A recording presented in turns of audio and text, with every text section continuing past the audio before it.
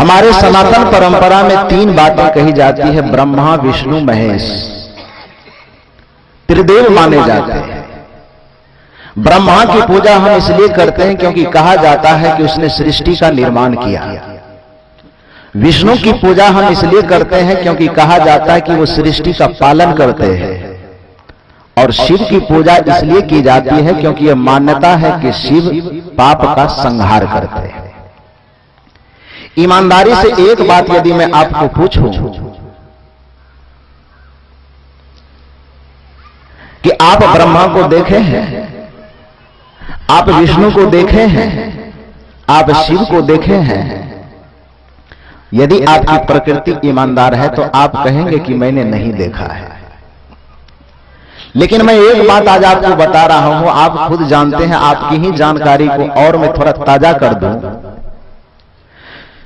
इस पूरे ब्रह्मांड को बनाने वाले ब्रह्मा को आपने हमने नहीं देखा, फिर भी उसकी हम पूजा करते हैं। लेकिन इस सारे 3 हाथ के ब्रह्मांड को किसने बनाया है यह सबको पता है, और वो हमारे सामने में बैठे हुए हैं।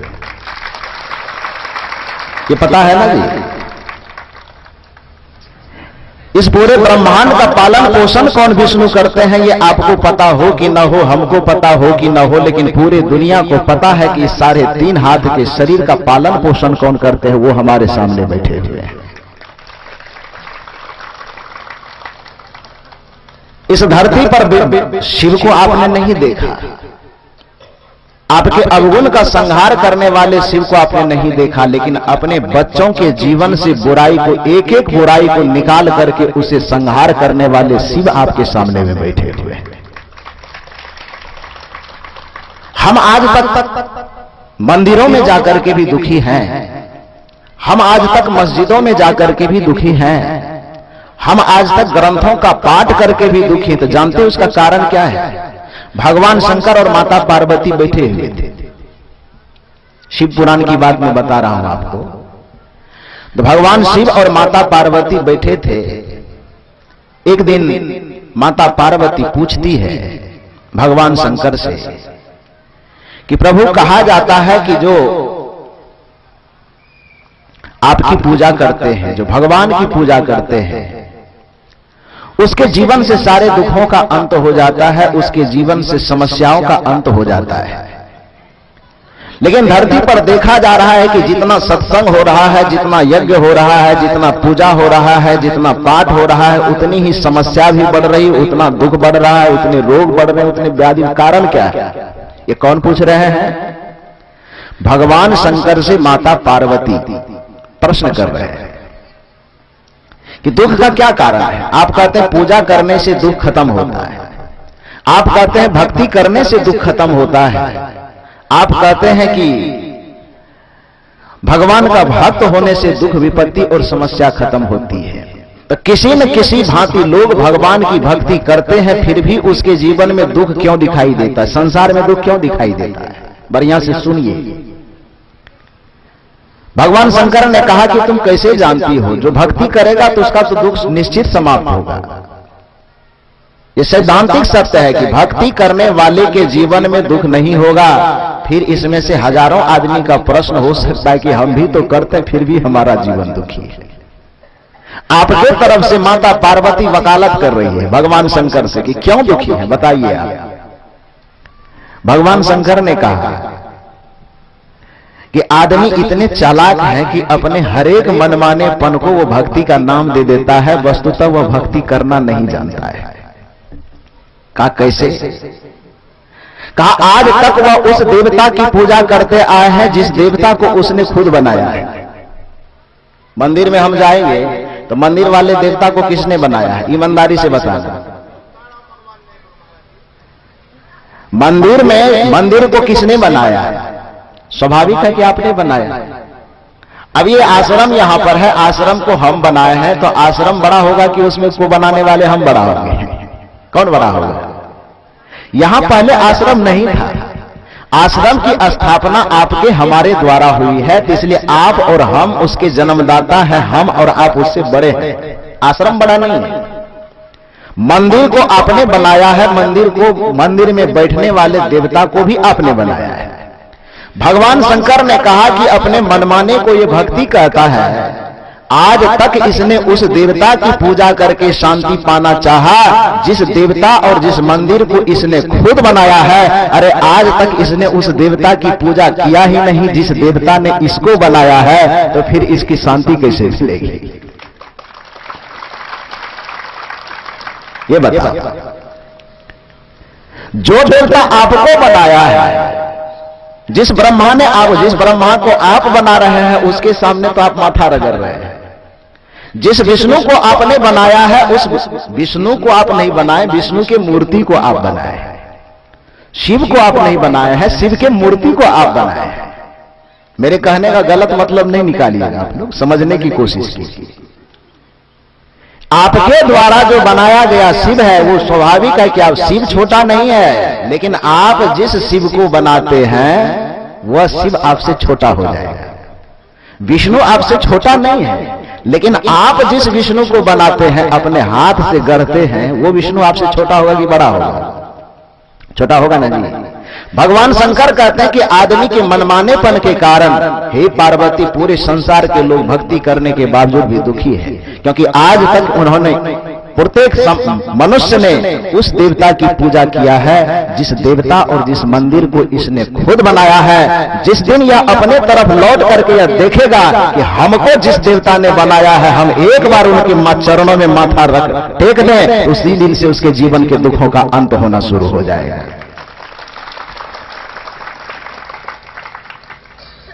गणेश कैसे महान हो गए? देवताओं की पूजा वंदना जब हम लोग करते हैं तो सबसे पहले गणेश जी की पूजा करते हैं ना। कभी विचार किए हैं कि क्यों करते हैं? विचार किए हैं? जितने 33 करोड़ देवता हमारे सनातन परंपरा में कहलाते हैं, गणना है उसकी, और 33 करोड़ देवताओं में गणेश जी की वंदना, गणेश जी की पूजा सबसे पहले होती है। यही कारण है कि हमारे सनातन परंपरा के कोई भी व्यक्ति कोई कार्य जब शुरू करता है तो उस कार्य को वह एक मुहावरा के रूप में प्रयोग करके कहता है, श्री गणेशाय नमः।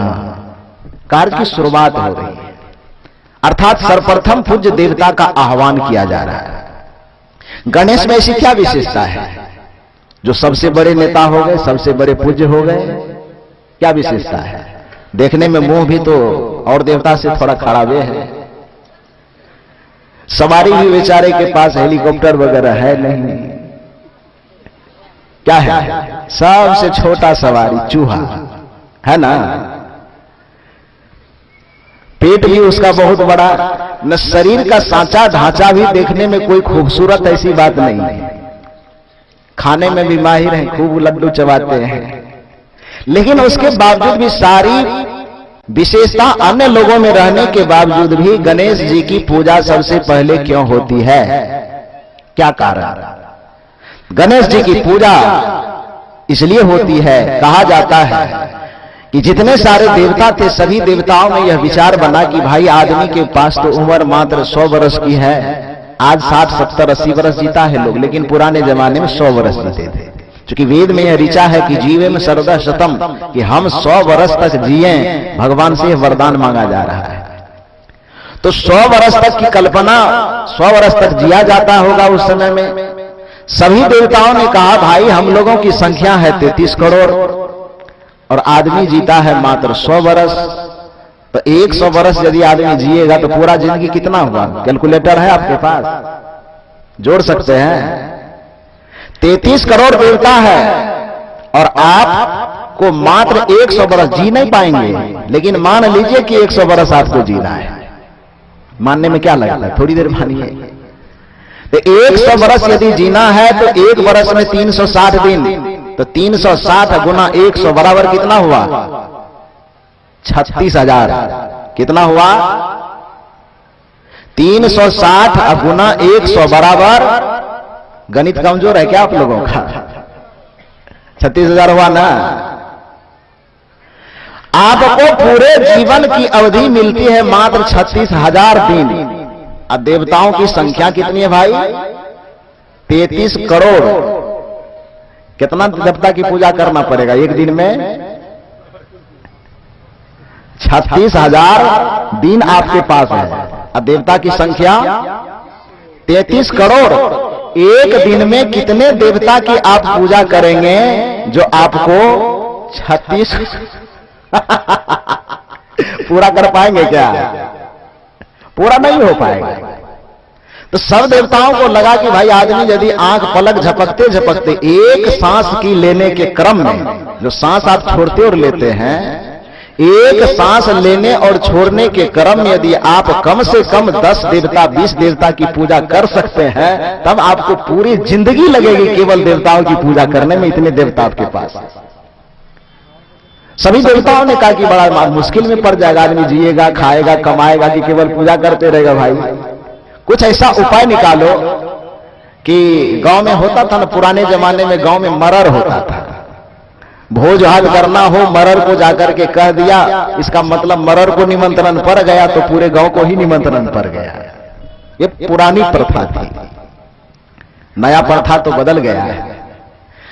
तो सभी देवताओं ने विचार किया कि ऐसा करो, पूरे भागलपुर की जनता तो लोकसभा में प्रवेश नहीं करेगा, तो भाई बुलू मंडल को सांसद तो चुनना पड़ेगा या शाहनवाज जी को सांसद चुनना पड़ेगा। पूरे क्षेत्र का नेतृत्व करने के लिए एक नेता को बनाना पड़ता है, तब जाकर के कार्य चलता है। 33 करोड़ देवता हैं, 33 करोड़ देवताओं की पूजा हो नहीं सकती, तो एक उपाय निकालो, एक ऐसे देवता को फिक्स करके नेता बना दो कि जिसकी पूजा यदि जनता कर ले तो यह समझ लिया जाए कि सब देवता की पूजा हो गई। बात समझ में आ रही है? सब में यह विचार बना, और विचार बनने के बाद कहा कि फिर परीक्षा का विकल्प क्या होगा, कैसे चुनाव किया जाए, कैसे नेता बनाया जाए। सब में सहमति बनी कि चुनाव आयोग किसको बनाया जाए। देवता सब तो कान कपार फोड़ देगा यदि एक को कहेंगे कि आप नेता बनिए, बाकी को चेला चटिया यदि बनाएंगे तो दूसरे आदमी तो कपार फोड़ेगा। ब्रह्मा को कहा यह काम हमसे नहीं होगा। विष्णु जी से कहा, विष्णु जी ने भी कहा कि यह काम हमसे नहीं होगा। अंत में जो काम सबसे नहीं संभलता है तो वो भगवान शंकर से, ओढ़रदानी है ना, वो संभाल जाता है उससे सब काम। तो कहा चलो भगवान शंकर के पास, उससे जाकर के सबने आग्रह किया कि चुनाव आयोग का भार आप ही संभालिए, आप ही को चुनना है कि देवताओं का नेता किसे बनाया जाए। भगवान शंकर ने कहा कि कोई बात नहीं। पहले तो वो लेना नहीं चाहते थे, फिर भी सबने दबाव डाल करके उसे चुनाव आयोग बनाया। तो उस समय बैलेट पेपर या ईवीएम मशीन तो था नहीं। तो उस समय भगवान शंकर एक युक्ति निकाले और उस युक्ति के दरमियान कहा, देखो पूरे पृथ्वी और आसमान का, अर्थात पूरे ब्रह्मांड का भ्रमण करके, परिक्रमा करके जो व्यक्ति सबसे पहले मेरे पास पहुंच जाएगा उसको मैं देवता का नेता बना दूंगा, देवता का मालिक बना दूंगा।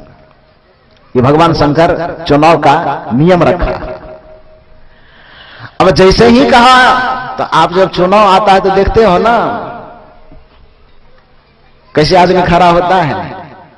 एक एक पद के लिए 20-20 ठो, 25-25 ठो, एक ईवीएम में जब सेट नहीं होता है बटन तो 2-2, 3-3 ठो ईवीएम लगाना पड़ता है।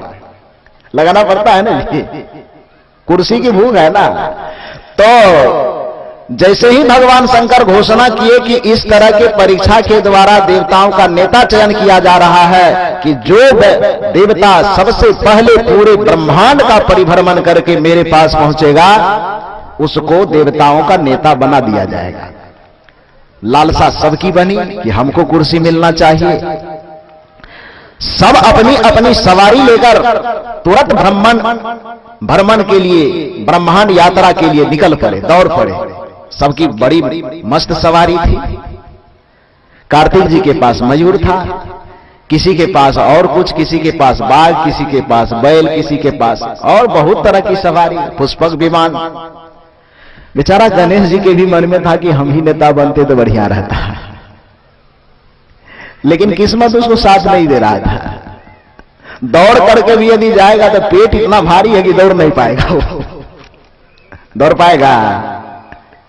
अरे सवारी से पीछा करना सोचे तो चूहा है बेचारा, आज तक चढ़ा नहीं, केवल 100 पीस में रखा है कि हमारी सवारी चूहा है। और उस चूहा पे यदि गणेश जी संजोग से एक लात भी रखे तो चूहा की चटनी बन जाएगी, बनेगी ना।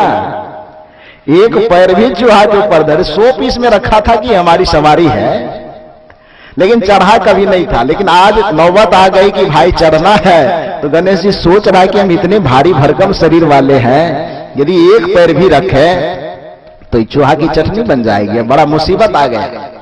लेकिन एक बात याद रखो, गणेश भगवान को परम बुद्धि संपन्न व्यक्ति माना जाता है।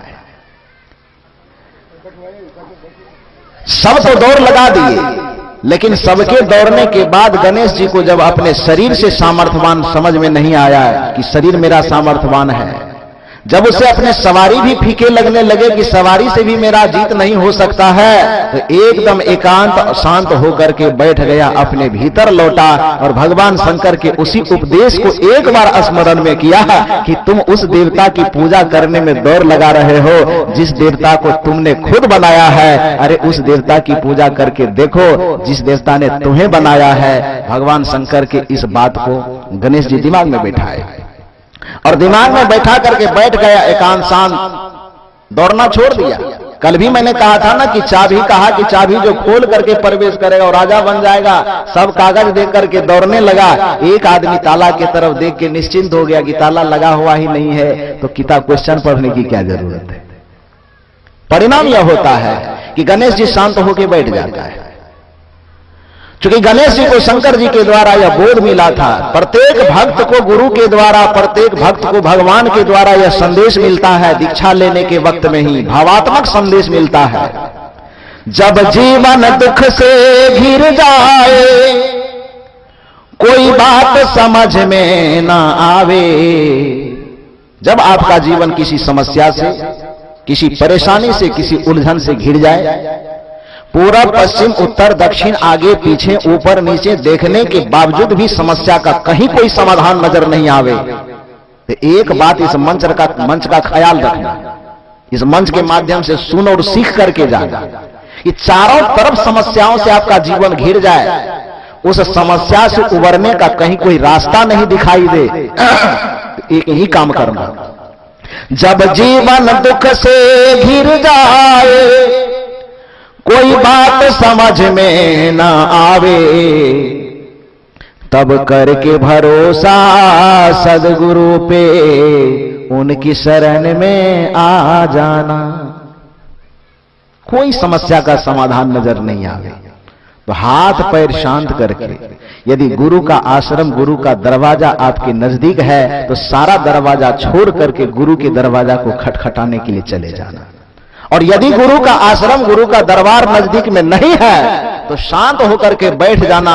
अरे हो सकता है कि गुरु का मिट्टी का मकान आपसे बहुत दूर में होगा, लेकिन गुरु ने जो आपको मंत्र दिया है, गुरु ने जो आपकी युक्ति दिया है, वो तो आपके मस्तक पर हमेशा बैठे हुए हैं। आप शांत होकर के बैठ करके गुरु के उस दरबार तक बड़ी आसानी से पहुंच सकते हो,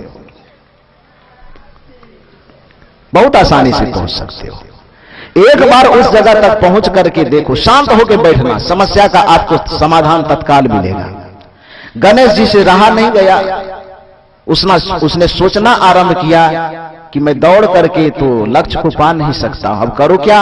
शांत होकर के बैठ गया, और शांत होकर के जैसे ही बैठा तो उसे याद आई कि वो लोग तो उस देवता की पूजा करने दौड़े हैं जिस देवता को उसने बनाया है। मैं उस देवता की ही पूजा कर लूं जिस देवता ने मुझे बनाया है। परिणाम यह हुआ, परिणाम क्या हुआ? गणेश जी कहीं दौड़ने नहीं जाते, कहीं भागने नहीं जाते, कहीं पसीना छुड़वाने नहीं जाते, बल्कि आराम से गए। माता पार्वती घर में भांग पीस रही थी, उधर से हाथ पकड़ के लाई, कही माता जी आप बैठो कैलाश पर्वत पर सिंहासन पर। पिताजी को बैठाए, माताजी को बैठाए, माता पिता दोनों को बैठा करके आराम से एक बार नहीं बल्कि 7 बार उसकी परिक्रमा करके आराम से बैठ करके लड्डू फांकना शुरू की। भगवान शंकर तो समझ गए, माता पार्वती नहीं समझ पाई।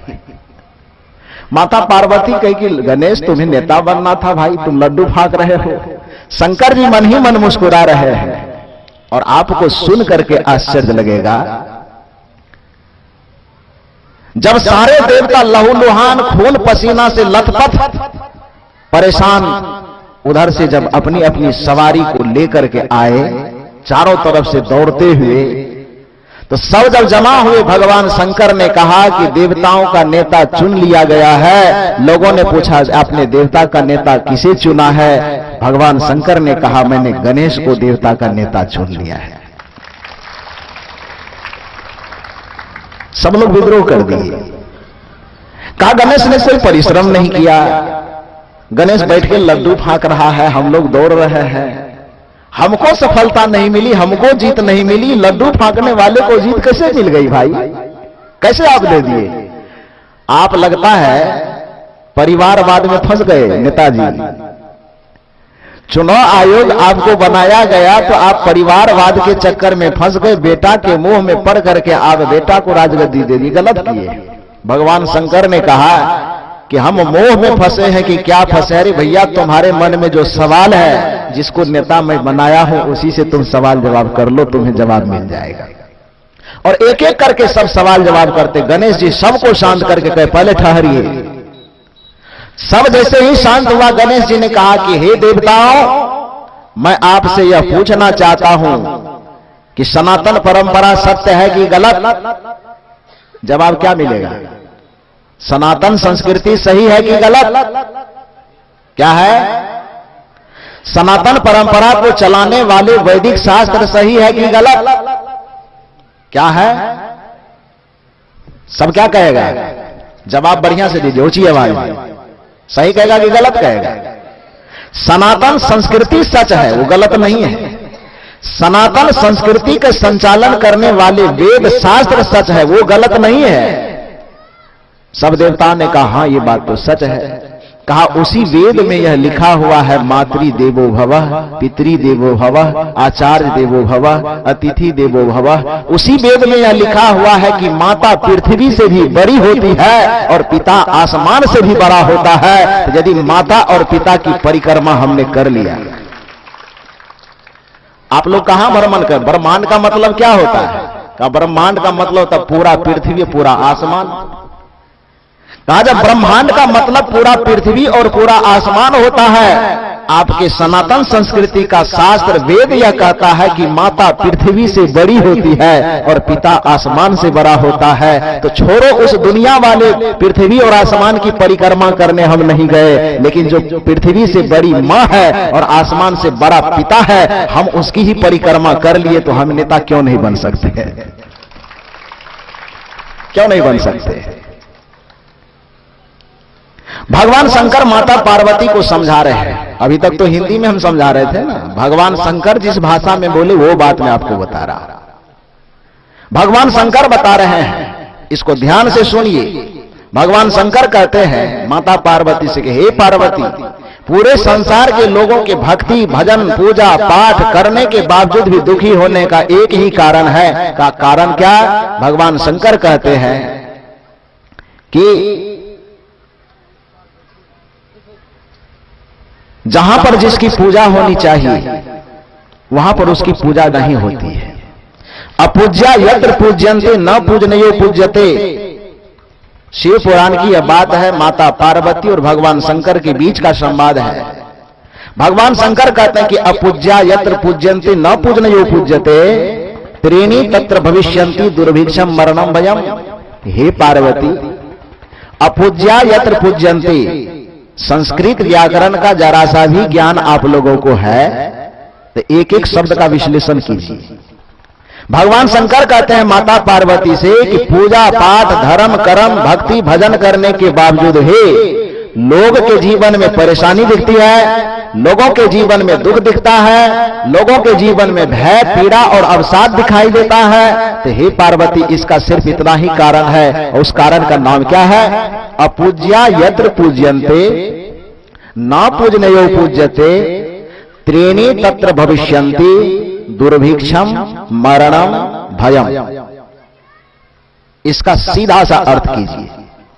अपूज्या का मतलब क्या होता है? पूज्य का मतलब पूजा करने योग्य, पूज्य का मतलब पूजा करने लायक, पूजा करने योग्य।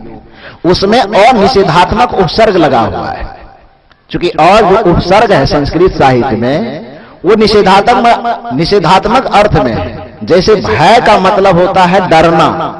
और उसमें अनिषेधात्मक उपसर्ग लगा दिया गया था, अभय बन गया। अभय का मतलब हुआ जो नहीं डरता है। मर का मतलब हो गया मर जाना, मरना, और उसमें अनिषेधात्मक उपसर्ग लगा करके मर में अ जोड़ दिया, शब्द बन गया अमर। अमर का मतलब जो नहीं मरता है, तो अनिषेधात्मक उपसर्ग है।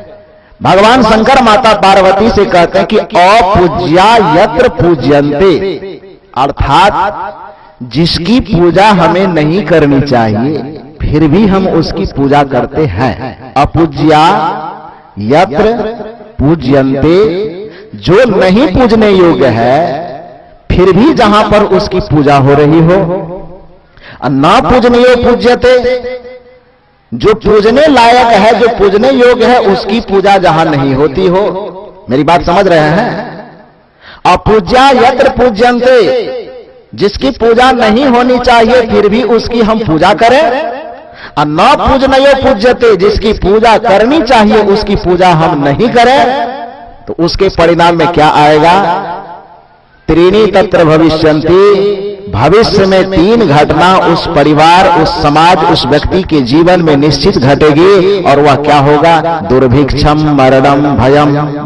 दुर्भिक्षम का मतलब होता है उसे सदा अभाव रहेगा, धन की कमी रहेगी, वस्त्र की कमी रहेगी, सफलता की कमी रहेगी। मरणम, हमेशा उसे मरण का डर लगा रहेगा कि बच्चे जा रहे हैं कहीं एक्सीडेंट न कर जाए, छत पे चढ़ रहे हैं कहीं गिर न जाए, रास्ते में चल रहे कहीं ठोकर न लगे। मरण का हमेशा उसे डर लगा रहेगा। अभयम, संपत्ति में कहीं घाटा न लग जाए, घर से कहीं कोई चोरी न कर ले। ये तीन पीड़ा आदमी के उस आदमी के जीवन से हमेशा जुड़ा रहेगा। जो आदमी क्या करेगा? अपूज्या यत्र पूज्यन्ते, जो नहीं पूजना चाहिए उसकी पूजा करेगा। और जो यत्र पूज्यन्ते न पूजनीय पूज्यते, और जिसकी पूजा करनी चाहिए उसकी पूजा नहीं करेगा। ये दो काम करने वाले के जीवन में त्रीणि तत्र भविष्यन्ति, भविष्य में तीन घटनाएं निश्चित घटेगी। दुर्भिक्षम मरणम भयम, अर्थात उसके जीवन में सदा अभाव रहेगा, उसे असफलताएं मिलेगी, उसका जीवन भय और परेशानी से हमेशा भरा हुआ रहेगा। आप बताओ, आप क्या करते हो? आपके द्वारा क्या होता है? जिस माता पिता की परिक्रमा करने के बाद भगवान शंकर को नेता चुनना पड़ा गणेश जी को, आप उस माता पिता का कितना आदर करते हैं? इसके बारे में कभी विचार किए हैं? इसके बारे में कभी सोचे हैं?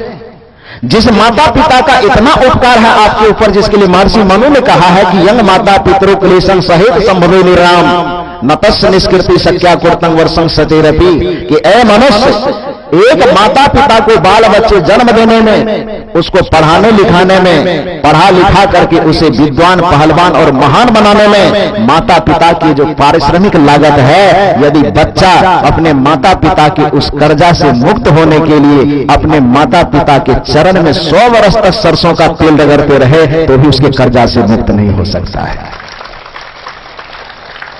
इतना बड़ा उपकार है उसका, और उसके बदले में हम उसे देते क्या है? एक मीठी बात भी उनसे हम नहीं कर सकते हैं, एक मीठा वचन भी उससे हम नहीं बोल सकते हैं। भगवान शंकर को हम जल चढ़ाने के लिए जाते हैं और कदाचित यदि हमारे माता पिता दरवाजे के चापाकल से एक गिलास पानी मांग दे, हम क्या करते हैं? बताओ, ईमानदारी से बता, क्या करते हैं?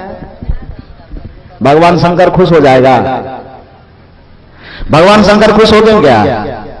मैं पहले कहा कि उस शिव को आपने नहीं देखा है जिसकी पूजा में आप लगे रहते हैं। मैं विरोध नहीं कर रहा हूं, आप कर रहे हो न कर रहे हो आपकी मर्जी है, आप करते रहो न करते रहो, लेकिन जो सच्चाई है उसको कम से कम सुनने की हिम्मत तो रखो।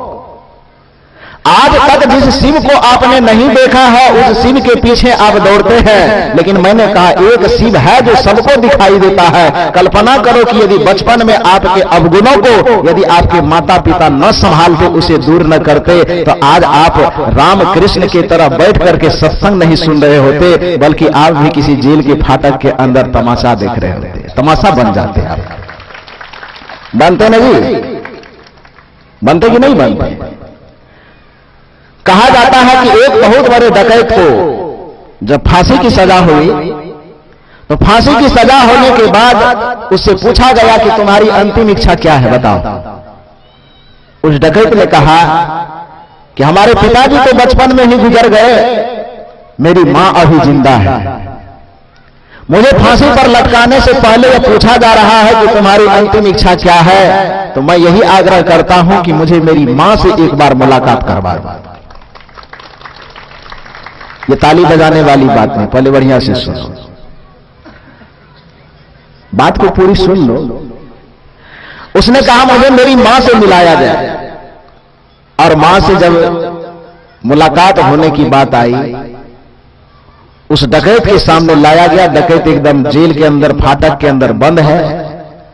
मां उसके सामने जैसे ही आई, मां देखी तो मां रोने लगी। बच्चा कहा कि मां मैं तुमसे गला मिलना चाहता हूं। डकैत जो था उसने कहा कि मैं तुझसे गला मिलना चाहता हूं, और मां जैसे ही गला मिलने के लिए गर्दन आगे बढ़ाती है तो वो बेटा उसके गर्दन को पकड़ करके और मां के नाक को अपने दांत से काट लिया। जेल के जो अधिकारी थे वो 4-10 घंटा और लगा रहे, नालायक, एक तो डकैती करके तुम फांसी पर लटकने जा रहे हो, अंतिम इच्छा तुमने जताया कि मैं मां से मिलना चाहता हूं, तुम्हारे सामने तुम्हारी मां आई ही तो तुमने उसके नाक को क्यों काट लिया। वो इतनी सुंदर बात उस डकैत ने कहा अपने अंतिम समय में, जो बड़ा अस्मरणीय है। ध्यान से सुनो, आप भी ऐसी गलती करती होगी तो संभल जाना। उस डकैत ने कहा कि बेशक मैं गलती किया कि मैं अपने, एक तो डकैती किया यही गलती हो गई, दूसरी बात कि मैं जाते जाते मरते मरते, आवाज ठीक करो, मरते मरते मैं अपने मां के नाक को काट रहा हूं, काट दिया हूं, यह भी बहुत बड़ी गलती हो गई। लेकिन एक उदाहरण मैं दुनिया के सामने छोड़ करके जाना चाहता हूं, दुनिया को एक शिक्षा दे करके जाना चाहता हूं। इसी वजह से इस अंतिम घड़ी में मैंने अपने मां का नाक काट डाला। अधिकारियों ने पूछा कि वो कौन सी शिक्षा तुम दुनिया को देना चाहते हो। उन्होंने कहा दुनिया को मैं यही बताना चाहता हूं कि मैं बचपन में अनाथ, मेरे पिताजी गुजर गए, मेरी मां सिर्फ जिंदा थी। बचपन में मैं गया किसी के घर और वहां से मुर्गी के 2 अंडे चुरा करके ले आया, और जब मैं मुर्गी के 2 अंडे चुरा करके लाया तो मेरी मां उस समय मुझे समझाई नहीं, बल्कि मेरे चोरी को छुपा करके मुझे प्रोत्साहन दे दिया।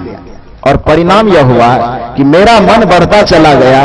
धीरे धीरे अंडा चुराते चुराते मक्के के भुट्टा चुराने लगे, गेहूं चुराने लगे, बकरी चुराने लगे, भैंसे चुराने लगे, सोना चुराने लगे, चांदी चुराने लगे, और चोरी करते करते इतनी हिम्मत बढ़ गई कि हम बहुत बड़ा डकैत बन गए, और डकैत बनने के परिणाम में हमको जेल में बंद होना पड़ा। आज हम फांसी पर लटकने जा रहे हैं। कदाचित यह मां हमें उसी दिन संभाल लेती, कदाचित यह मां हमारे सामने उसी दिन शंकर बन जाती, भगवान शिव बन करके हमारे उस चोरी के बुराई को खत्म कर देता और 2 तमाचा गाल में देता कि बेटा अंडा तुम किसी का क्यों चुरा करके लाए हो, यह बहुत गलत काम है। और यदि उस दिन वो 2 तमाचा मार करके भगवान शंकर बनने की कोशिश करती तो आज हम डकैत बन करके फांसी पर झूलने नहीं जाते।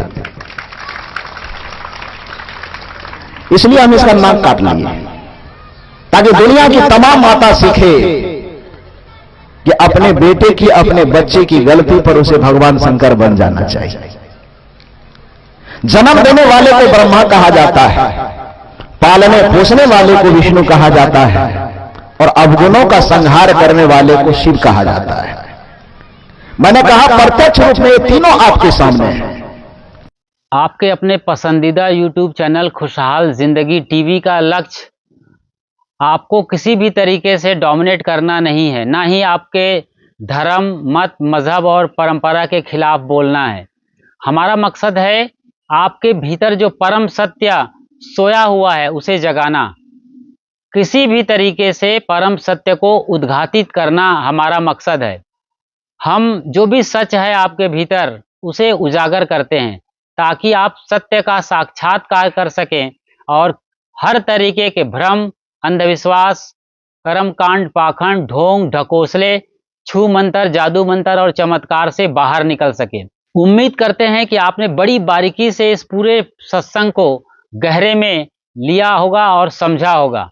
सचमुच में आंखें खोल देने वाला ये सत्संग प्रवचन है। इसी तरीके से आप गहराई में जाकर सद्गुरु संतों के प्रवचनों को समझिए और अपने भीतर जो भी अंधेरा है, जो भी अंदर में कचरा है, उसे बाहर निकालिए ताकि आपका जीवन सार्थक हो सके और आप जीते जी मुक्ति का अनुभव कर सकें। खुशहाल जिंदगी टीवी यूट्यूब चैनल पर बिल्कुल नए हैं तो फौरन सब्सक्राइब कर लीजिए, जो कि एक बिल्कुल ही निःशुल्क प्रक्रिया है। और जैसे ही बेल आइकन को प्रेस कर नोटिफिकेशन की घंटी बजा देते हैं और ऑल या सभी को सेलेक्ट कर लेते हैं, हम जब भी लाइव आएंगे या नई वीडियो अपलोड करेंगे तो सबसे पहले उसकी सूचना आपको तुरंत मिल जाएगी। मिलते हैं जल्द ही एक नई वीडियो में, तब तक अपना और अपनों का ख्याल रखिए। शुक्रिया, साधुवाद और साहेब बंदगी।